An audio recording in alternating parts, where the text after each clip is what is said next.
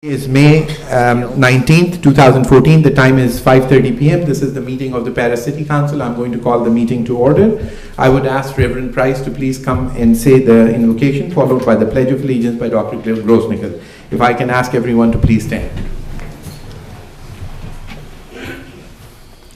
Bow your heads, please. Oh, great Heavenly Father, we ask now that you just come here and bless this place. We ask that you come and place all decisions in your hands. You look out for the city of Paris and the people that make decisions for us. Father, we ask now in our holy name, your holy name, that you just guide and direct everyone here, people with level head and level hearts and mind. Let no one judge each other. Father, we thank you for all the blessings you did for us in protecting this city and those surrounding communities. Thank you, Father, for your blessings. In your Son, Jesus, amen. I pledge allegiance to the flag of the United States of America and to the republic for which it stands, one nation under God, indivisible, with liberty and justice for all. We'll start off with the Citizens Forum. Persons desiring to address the council must limit their presentation to no more than 2 minutes. The Texas Open Meeting Act prohibits the council from responding to any comments other than to refer the matter to a future agenda, to an existing policy, or to a staff person with specific factual information. Claims against the city, council member, or employees, as well as individual personal appeals, are not appropriate for the Citizens Forum. The Citizens Forum is now open. If you want to address, please come forward, write your name and address for the record.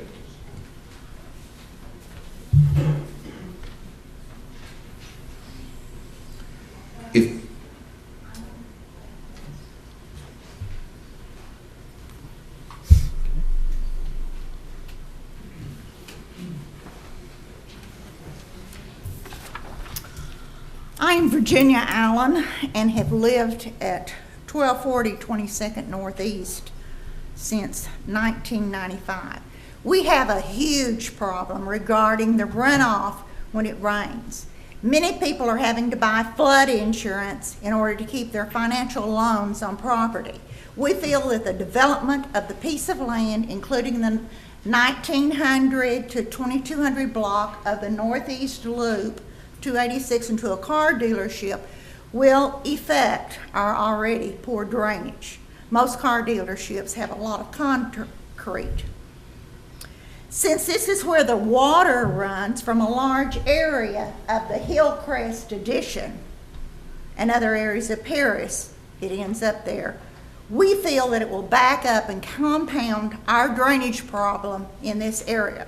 There are people in Hillcrest addition that you can visit with that has had water up to their doors and some that have swept water out of their homes. Do you want to cause more problems for the people in Hillcrest? I've seen the engineering that the city has done, and you think the problem is solved, but you're not living daily with the problems. The engineering has not taken care of the problem. We call and our problems are passed from one person to another, and then they often tell us that's not their job. In addition to the erosion that is happening from the water in the ditches and the streets, where it's going over the curbs into our yards and homes, we're having to live with snakes, mosquitoes, gnats, and everything else, rats.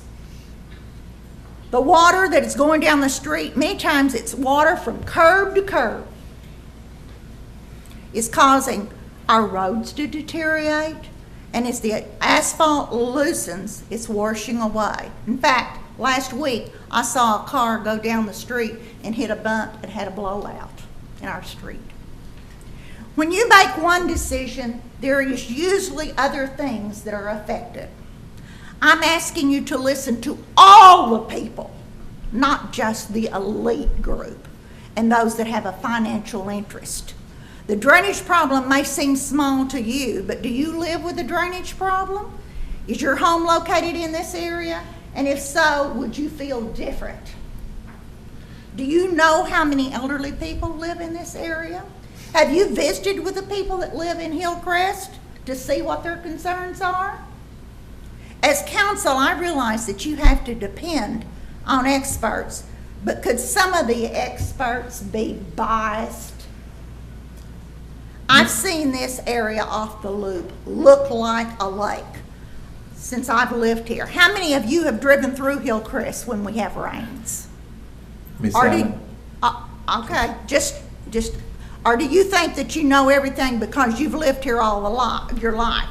That this town has potential of being great, but listen to FEMA when they say there's problems here in Paris. Don't sweep it under the rug and then after a big rain have lawsuits to cover. FEMA has warned you, and you went ahead and if you let them build, you or whoever is sitting in your chair will be responsible for doing this and floods being home. Some people will do anything to get it passed. It was wrong last week. If it was wrong then, it's still wrong this week. Decisions that are made in haste are often poor decisions because you don't have all the information. Okay. I thought that planning and zoning had to notify people in advance and people that were within so many blocks or feet. Why are we trying to do all of this in 1 week? Thank you, Ms. Allen. Yes, ma'am.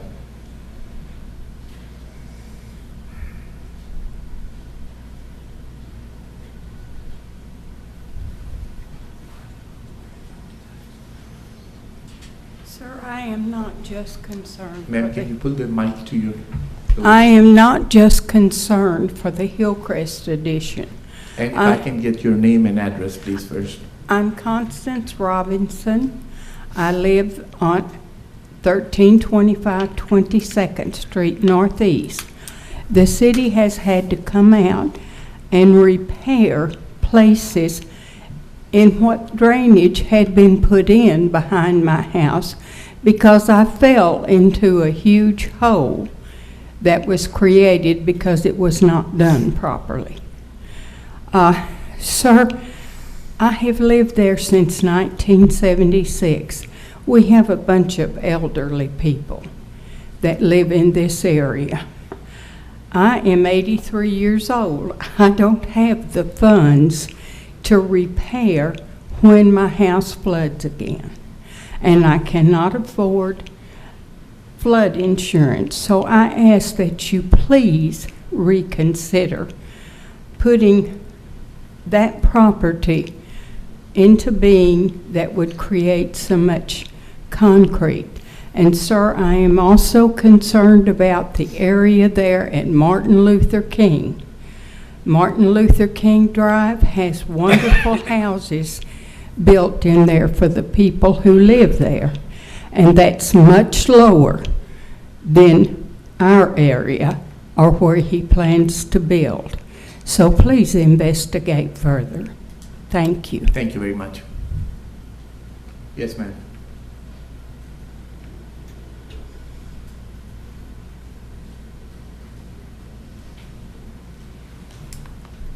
Good afternoon. My name is Cindy Toms, and I live at 1255 22nd Northeast. I don't know if any of the people discussing this issue live in this floodplain area, but Mr. Plata, you were quoted in the Paris News that you had never seen the creek flood. Well, I suppose you must have been in your home in West Paris during the torrential rains I have seen in this area. We are residents of the Hillcrest subdivision. I have lived there for nearly 40 years, and although I've never had water in my home, others have. The problem continues every year to grow because the drainage pipe that was put underground several years ago was not large enough, and the openings coming into the pipes are not wide enough to handle the water as it comes down. Therefore, some of the water is running above the ground instead of going into the pipe. This water is pooling big time in the backyard of 1235 22nd Northeast and others with no way for it to drain.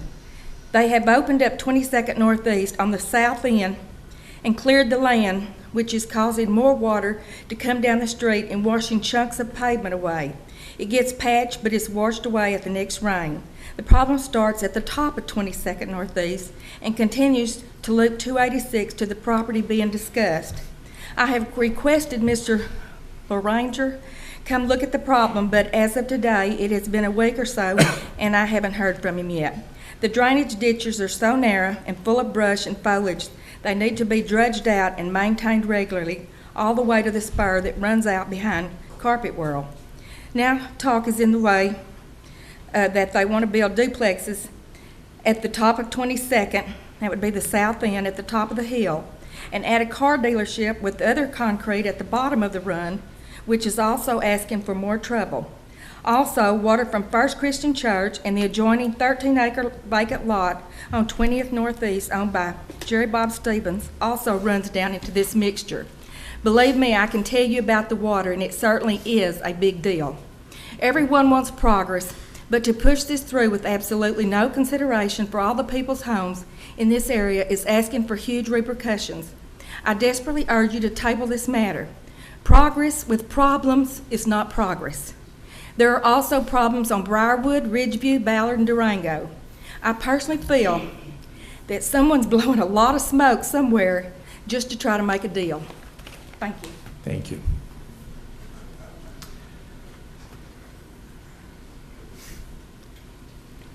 If there's, yes, ma'am.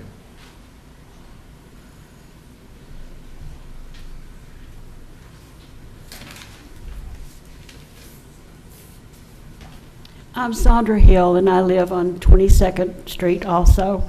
I live at 1235 22nd Northeast. I have a connection on that underground pipe right below my fence. It connects right there at my back door. I see a ditch that has got water that runs parallel to 22nd Street, and it comes down on top of the pipe. It's no room for water inside the pipe because it's too small to accommodate it. I'd like to tell you this patch of land behind my house. It's owned by Jerry Bob Stevens. It has never been cleaned out. It's never been, the only thing he does to it is to mow some along the fence, and that's all. It is completely grown up. And it's dangerous. It's got all kinds of little animals, big animals and snakes. I've seen personally a coyote up there, and I've seen some sort of a cat. I don't know what it was, but it was some sort of a large cat. Anyway, I appreciate being here and having all of you listen to me. But I've lived in that house since 1980, and nothing has been done, and I have complained, and I have come before the council, and nothing is ever done. And I just hope you get something done with this. This is really a health hazard. Thank you. Thank you very much. Is there anybody else wanting to speak? I'm Don Walker with Christians in Action. I basically came here to commend the fire department, commend the police department. They have done an exquisite job in Paris, Texas. They really are some great people. And I especially want to say something about Sean. I don't know if y'all know his last name. I don't know his last name. I can't remember my last name. But I'd like to say that Sean is a great guy, and he's put up with a lot with me trying to get things solved for me. Christians in Action used to be a distributor for Kimberly Clark, and we was also a distributor for Campbell Soup. I would like to thank Campbell Soup at this time and Kimberly Clark for coming picking up the excess waste that was in our building. Everyone knows that the problem that we had there at Christians in Action, but the product that was there, we basically distributed for them, and they have come to pick that up. I would also like to let y'all know that I've got 28 years at recycling, and I would ask y'all to kind of think about me when you're thinking about doing recycling, because I know a lot of the ins and outs of it. And if you would please consider talking to me or my board when y'all are considering your recycling. I thank you so very much. God bless this city, and God bless y'all. Thank you. Thank you very much for coming. If there is nobody else wanting to speak, the Citizens Forum is now closed. We'll move to the next agenda item, that is the consent agenda. Do any of the council members have any questions on the consent agenda? We'll make it short, so nobody has any questions? Okay, then I'll take a motion on this item. I'll make a motion we approve the consent agenda. Second. All in favor? Aye. Anyone opposed? No. Motion carries. Item number 9 is discuss and act on a resolution canvassing the returns for the regular municipal election held on May 10, 2014 for districts 1, 2, 3, and 6. On May 10th, the residents in District 1, 2, 3, and 6 voted for council members in their districts. In District 1, Mr. Joe McCarthy received a total of 56 votes. Mr. Aaron Jenkins received a total of 109 votes. Mr. Jenkins received the majority of the votes cast. In District 2, Billy Sue Lancaster received a total of 49 votes, and Mr. Kelly Collins received a total of 23 votes. Ms. Lancaster received the majority of the votes cast. In District 3, Mr. Wright received a total of 68 votes, and Mr. Palata received a total of 107 votes. Mr. Palata received the majority of the votes cast. In District 6, Ms. Cleon Drake received a total of 168 votes, and Mr. Edwin Pickle received a total of 190 votes. Mr. Pickle received the majority of the votes cast. I need a motion on this item. Do I have a motion to approve? Second? Second it. All in favor? Aye. Anyone opposed? No, the motion carries. Item number 10 is now I would like to recognize the 2 outgoing council members, Ms. Drake and Mr. Wright. Your services to the city are greatly appreciated, and if you could come down to the front and receive your plaques.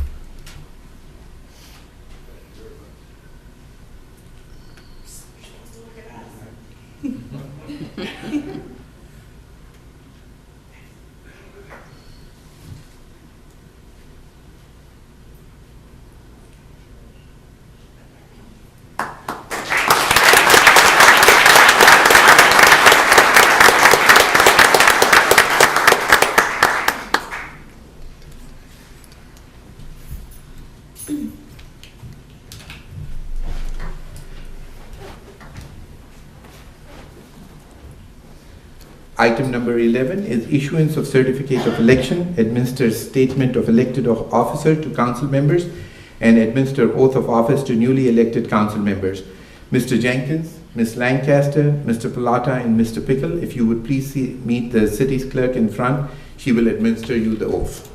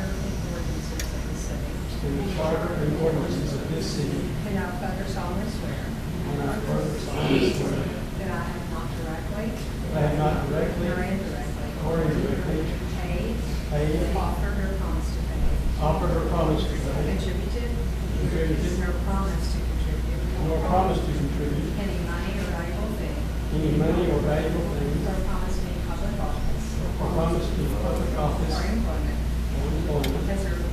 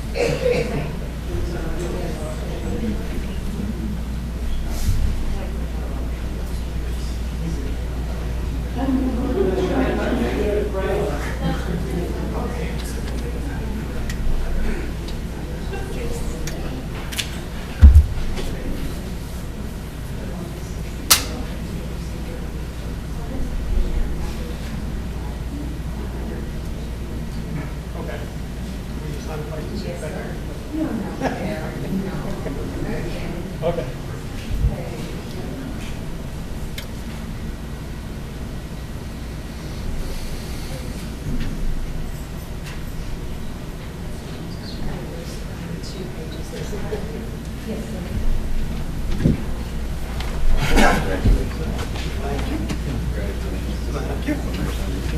Keep seat.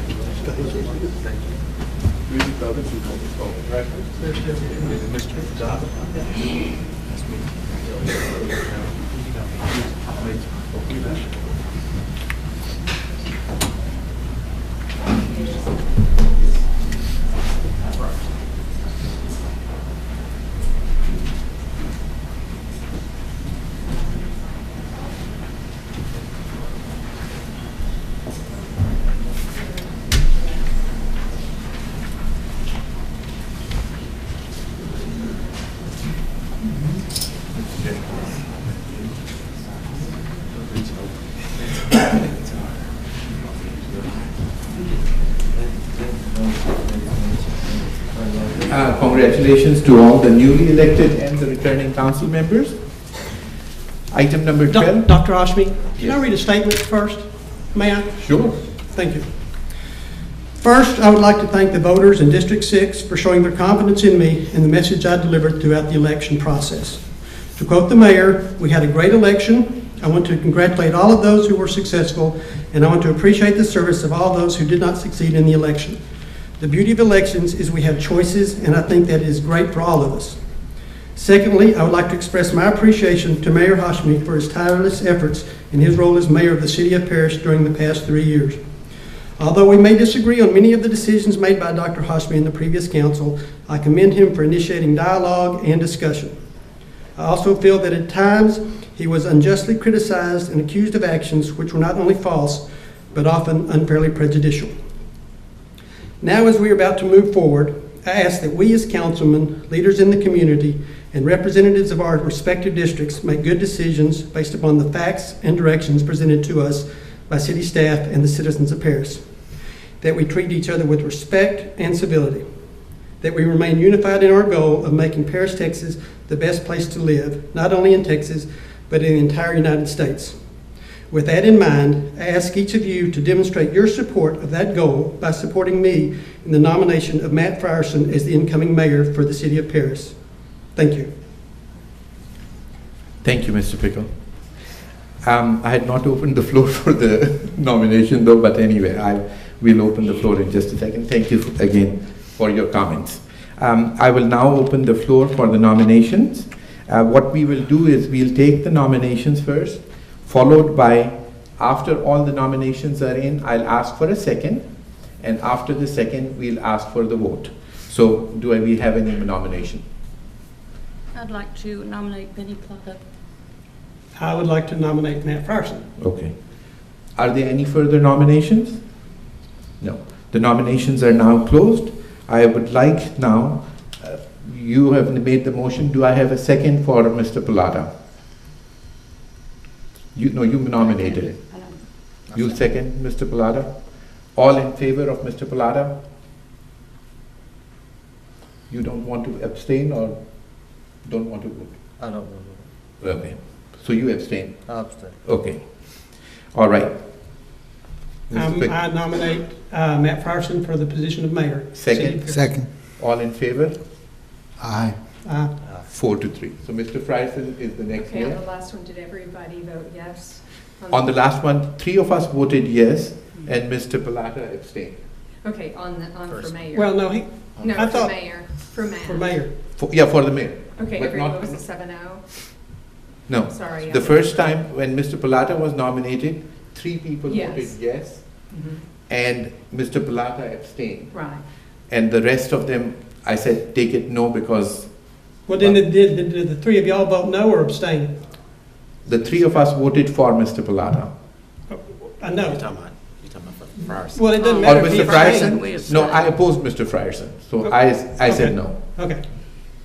Okay, I'm sorry, I'm still Okay. unclear. Okay, Edwin. Let's made a do this motion again. Edwin made a motion to. It appoint was Matt. seconded by Mr. Grossnickel, Okay, and it went 4-3.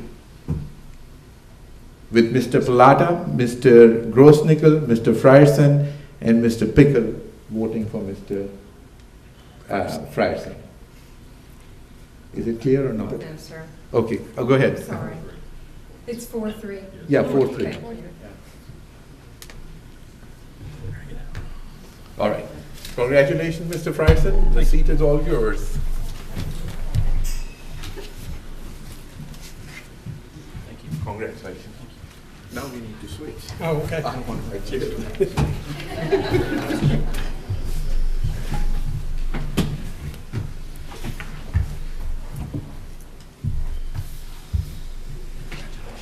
Thank you very much. Before we move on for Mayor Pro Tem, I would also like to say just a couple of things, if you don't mind indulging me for just a few minutes.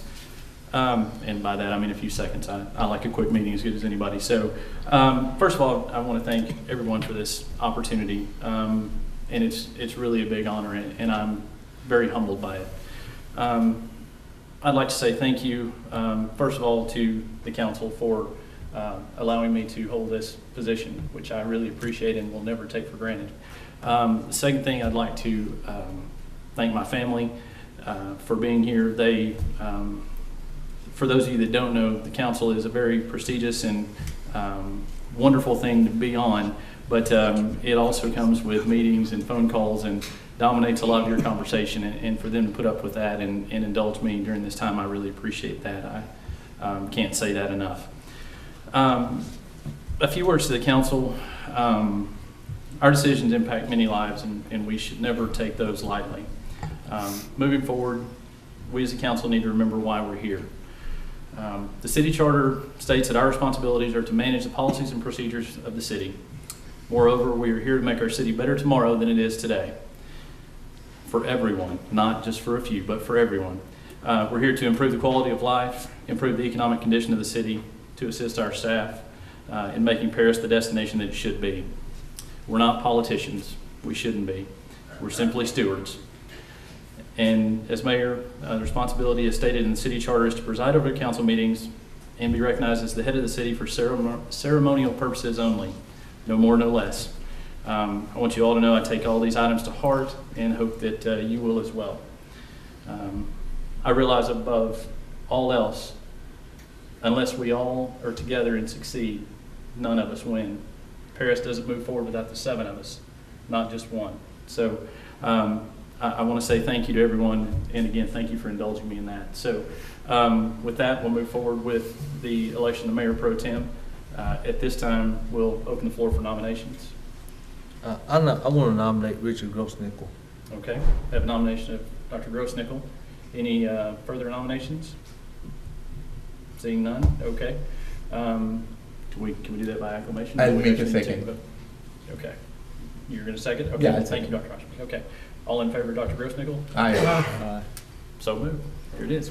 Dr. Grossnickel, congratulations. Thank you. Thank you very much. Good sitting next to you. Do we need to change? Yes. Oh, really? You have to sit next to the mic.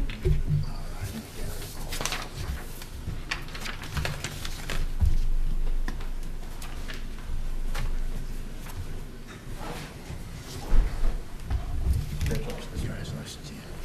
Okay, with that, it's item number 13. Janice? Item 13 is to receive update from AECom on utilities project. I'll just turn it over to Don Dion from AECom to bring the council an update on where we are on the project. We're starting construction any minute now. Don? Great. How do I advance the slides from here, or is there someone that could help me with I that? can do this, or I can do it for you, except Whatever you prefer. behind wasn't ready. While you're doing that, my name is Don Diettem. I'm with AECom. With me this evening is Nick Backer, our project manager, and members of HWH and Hayter Engineering as well. Welcome to our presentation. want to congratulate all for the elections as well. It's exciting. It's really refreshing. I go to a lot of these council meetings, and it's just great to see the level of participation in this community here, and we're happy to be part of it. We're here this evening for a brief presentation on the project background and progress update on the 2013 bond fund, water and sanitary sewer improvements. Thank you, John. The project goals and the background, progress to date and upcoming activities, and feedback and questions will take no more than 15 minutes here. Project goals and background. Spent a lot of time with John Godwin and Sean Napier and folks in this chamber to develop the goals for this program. Effectively, we'll touch upon this later, it is $30 million of water sewer improvements packaged and phased over time to allow for the community to see those improvements, to be efficient as stewards of this project and stewards of the community, to make best use of those dollars, to be accountable, open, and transparent, and to also, probably as importantly as anything, provide some local benefits. Advance that, please. A little bit of the background. Some of you may or may not remember some of these items here. May 2013, there was a general bond elections passed in the community. Council approved that. The basic focus of that was $35 million for water and sewer improvements. It was primarily rooted in underground infrastructure. From June to August of 2013, the city spent a lot of time prioritizing those needs in tune with that referendum. And then from September to October, enacted a selection process, and we were fortunate enough to be selected as the most qualified firm to help steward that project, working closely with the city back in October. We spent October and November and the holidays working feverishly to further refine that, get some focus to it, and then we started on December 4th last year. Advance, please. One of the things that we spent a lot of time working with the community on is making sure we got the approach right and those goals right. And one of the things that was very important to all was this integrated team. I can't say enough about Sean and his team and John and his team. I really feel that we followed through on this. A lot of times we draw these up, but they really followed through, and we feel like we are true partners with them. The benefit of that and the basis of that was the city and the AECOM team working together to combine our best talent. There's things they know, there's things that we know, and we just share, and it works so well. Take the best from both of those organizations, and then also make sure that there's knowledge transfer so that we come out of it better. And we also work within the local engineers and the contractors in that vein. So where are we at as we stand here today? Progress to date and upcoming activities. Y'all may have seen this map or something similar to it. Can you see that from your locations there? This is a very rudimentary drawing of how we have phased that construction. And for the most part, sequentially, that's how it'll occur over time. And that's how we went about it. Contract A, B, C, D, and E. And those are just the general areas. There's a much more granular map of this that shows all the water and sewer lines and the streets impacted and the prioritization that went into that. For the most part, when you see some of the other slides here, you'll see when that part of town will be scheduled for improvements there. And this is a very straightforward schedule. Contract A, we'll talk about in a moment here, was recently bid and awarded. And I believe they're mobilizing literally like this week, right? Starting construction. Contract B will be bid in the next month. And then C and D and E to follow here, coming up all the way up through the end of the calendar year.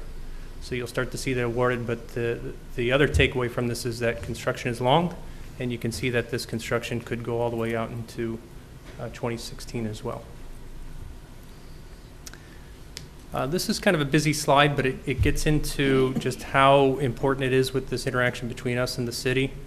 Kind of a busy slide, but this is just a microcosm, a small picture of contract A and B. Those diamonds in that is all the handoffs and the trade-offs and the decision-making that goes on between us and the city as we execute each of those contracts. They give us feedback, we give them feedback, And I just wanted to put that up to sort of appreciate it. We originally were going to talk more detail about the schedule, but really what I take away from it is just the level of interaction that we have with the city and the decision-making and how that just improves upon the product that goes out to the contractor community and then to construction.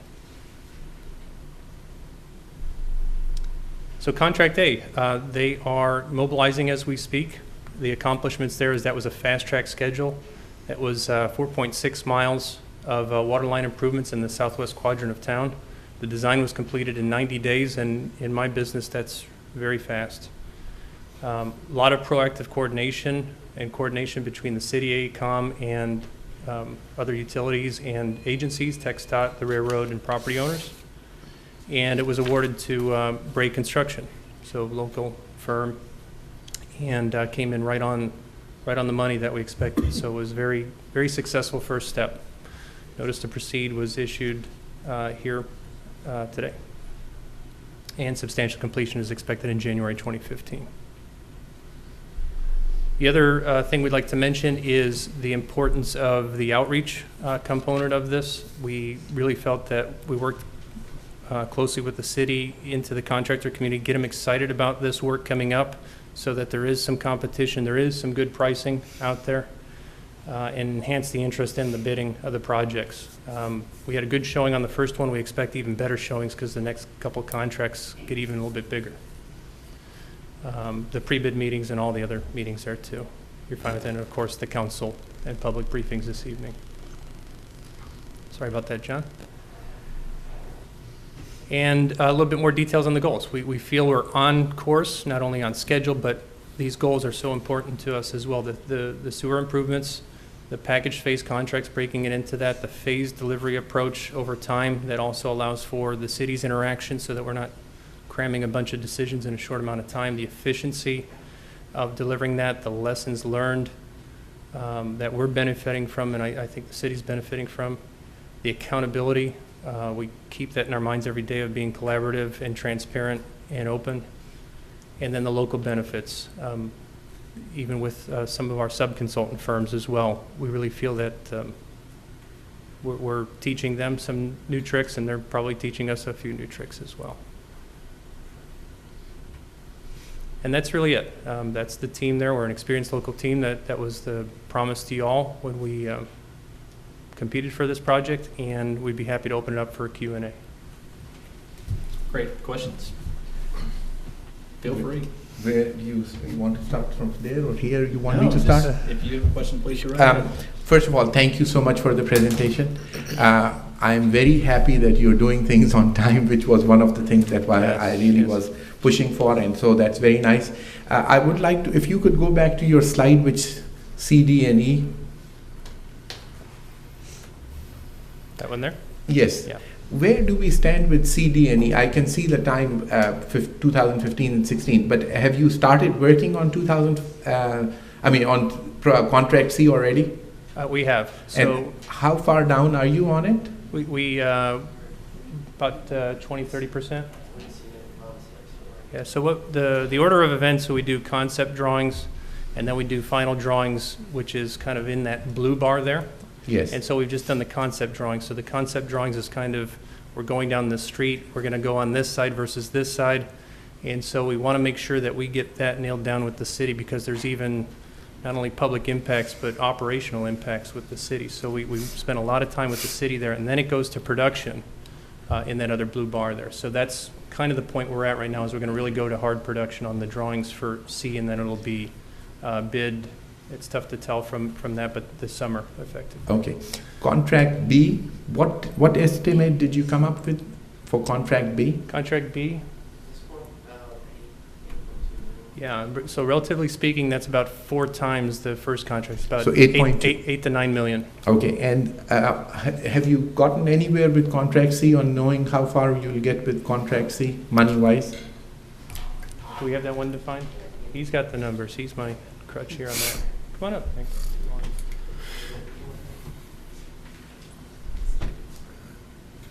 And again, we break these down, but as we bid each of them, we do try to make the best use of the monies there as well. The only reason for me asking really is because I think at the first contract, you estimated about 2 or 2.2, and we got it a little cheaper. Correct. I'm just trying to see where we stand with finances on these. So whatever you have, if you don't have... What do you have know, there for C? About 6 million, just under 6 million. So 6 for, So contract C is about 6? mhm. Okay, and D you have obviously not started on, so you can't comment on Yeah, that. those tend to be a little bit more open there, and D has a host of projects as part of that, and then E is everything that remains is how we're treated. Is that fair to say, John? And the next question that I have for you is, are contract B and C kind of similar? B, C, D, and E are similar time duration contracts? Yeah, I think that's what we estimated. So contract A was a little small, but the remainder of the 4 are more or less equal contracts Yeah. between the 6 and 8 million neighborhood? Yeah. Okay, The lineal footage of them is quite similar, as I recall, too. okay. I have no further questions. Great. Anyone else have any questions? I have Yeah, one. sure.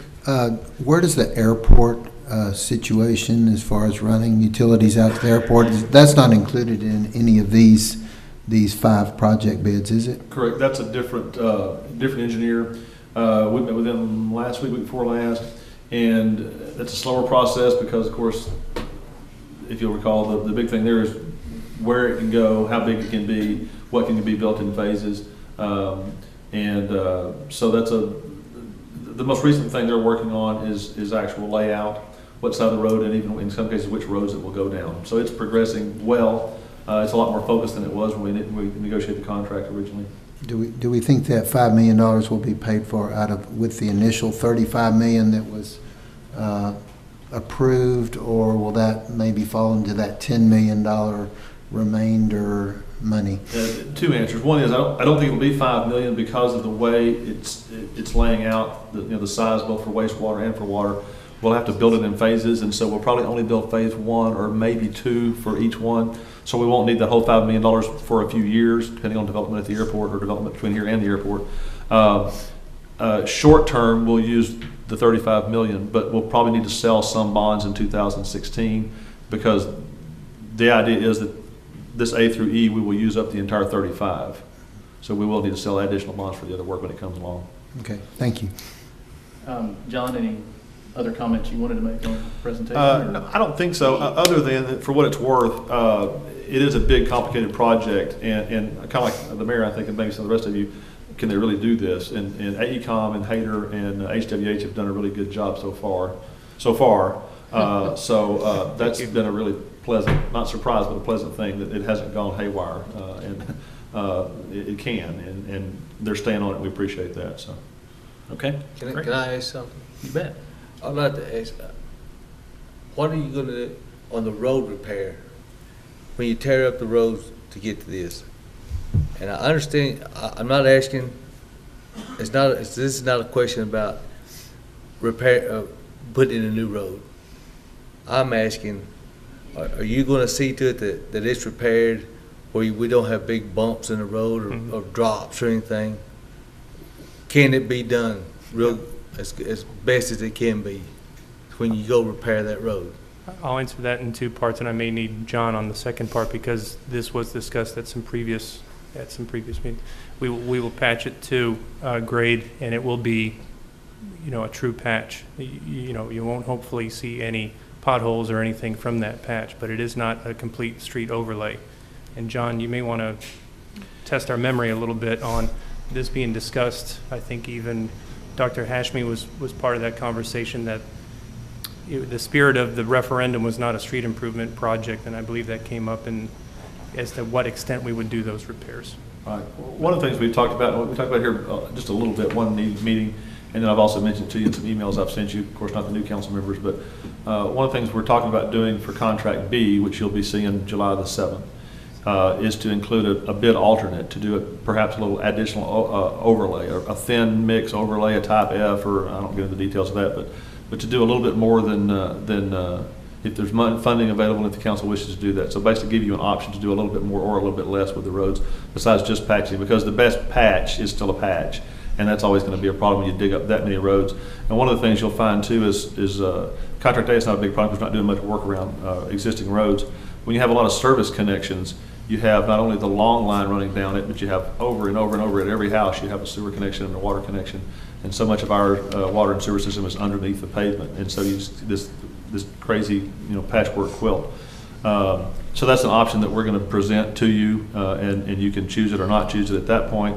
And then once the bids come back, you have an option to choose it or not choose it for some streets or all the streets that are in contract B. And then we'll see how it goes with contract B. We may want to do that with contract C and D as well. Well, can I ask, does the city still have a chip seal program that they do? We do a routine, we have a program that we do each summer where we redo certain numbers of streets, based on the budget that's out there. Yeah, I think we all are unanimous in that we don't want to experience long-term what we've experienced in this most recent project. So Yes. that issue won't go away. So good answer. It'll keep coming, I'm sure. So any other questions? No? Thank you very much for coming. Thank you Good for your time. presentation. Enjoyed it. Thank you.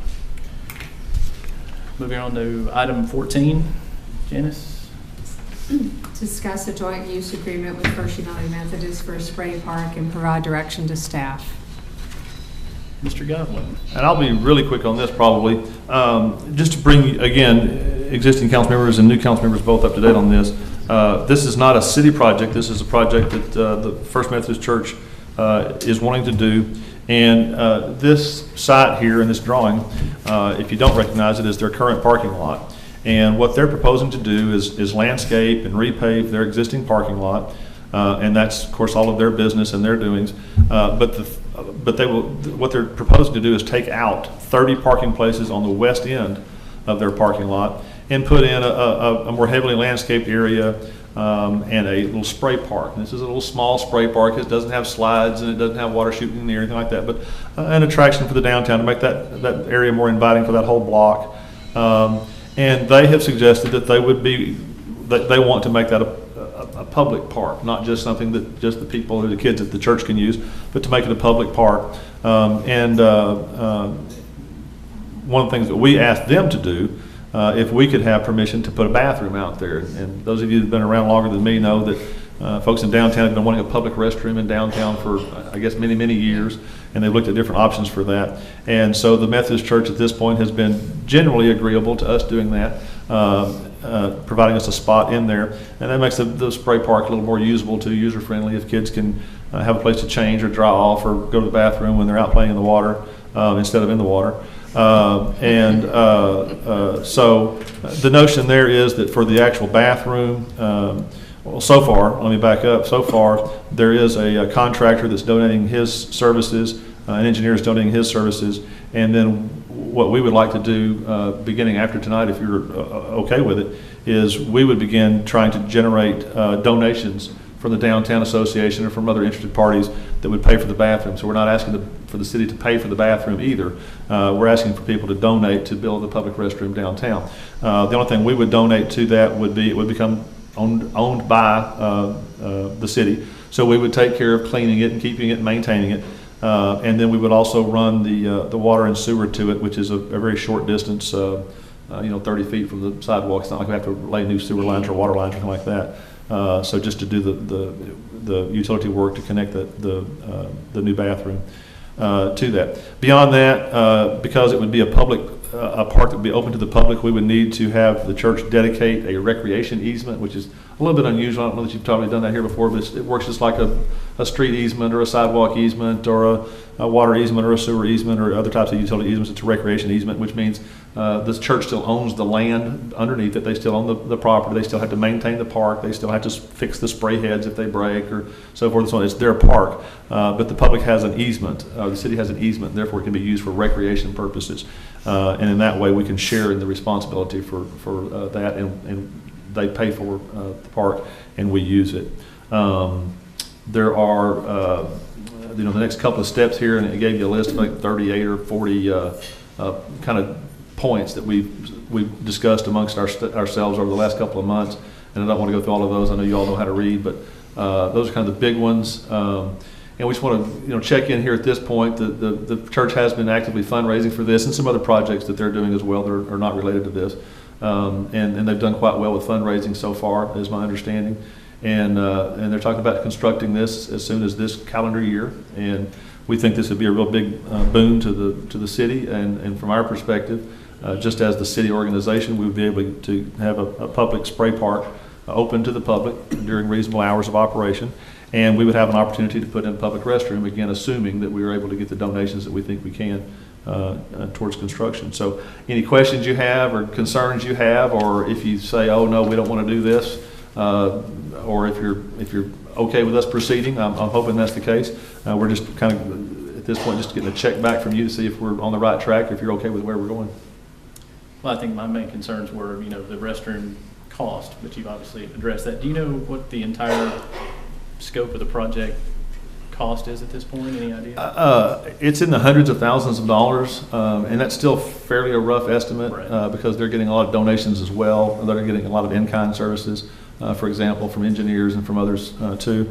The actual restroom facility has been estimated at about $37,000, but again, we don't plan to pay for that with city money.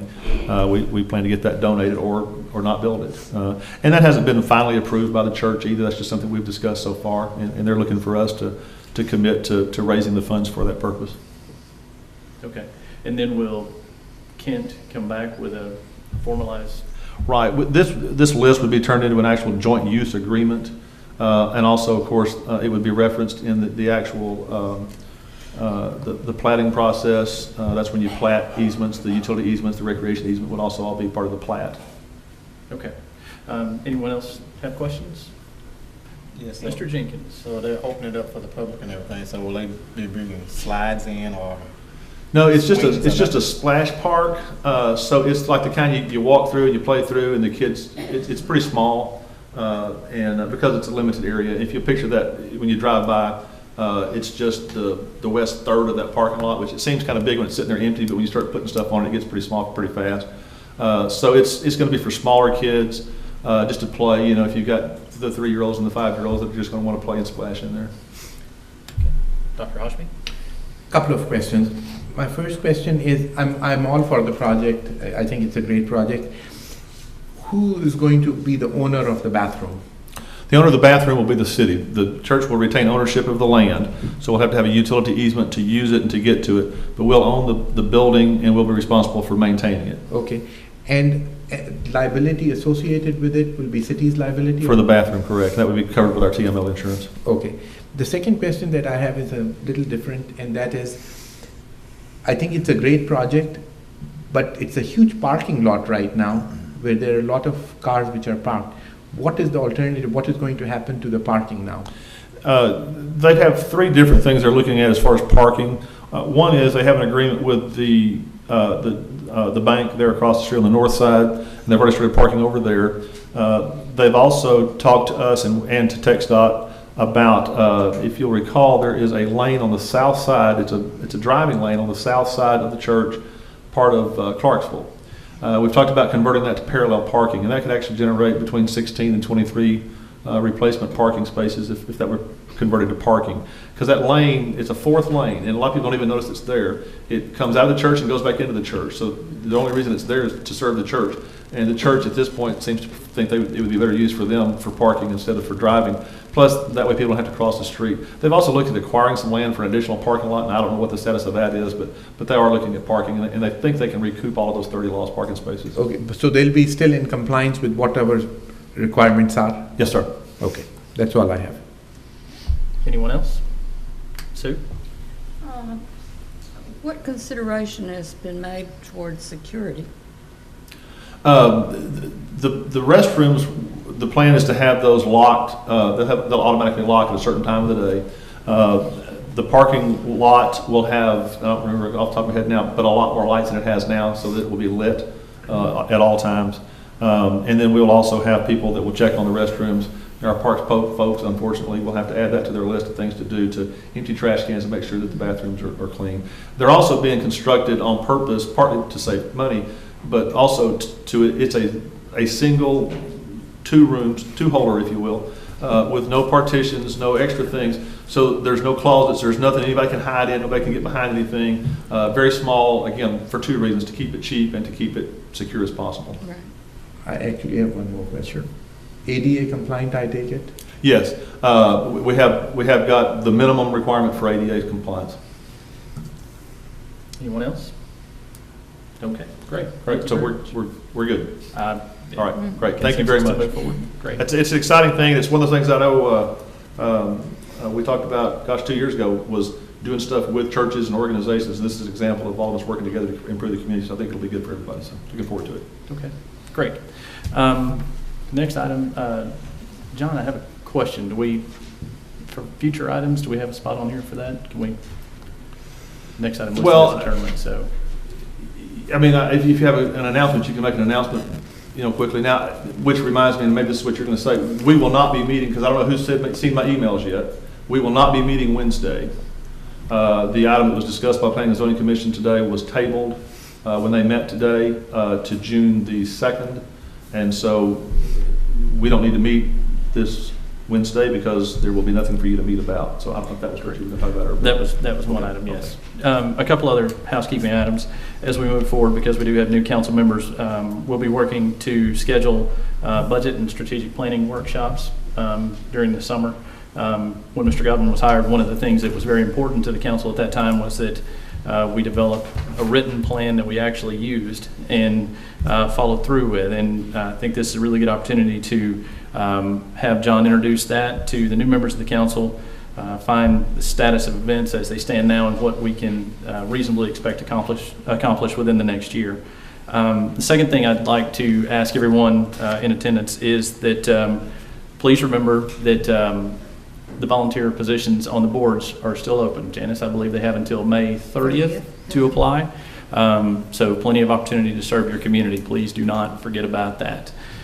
And lastly, we'll be sometime, ideally, I'm going to ask Janice and John to coordinate this, but sometime in the next probably 2 weeks, we'll be looking to check your calendars. We'll ideally have a special meeting of the council to get an update for the new members on the council, rather than just what you've read in the press or heard word of mouth. We need to have a special, in my opinion, we need to have a special meeting of the council to get an update on the investigation going on at the PEDC. So I think that'll be a really good opportunity for everyone to get on the same page.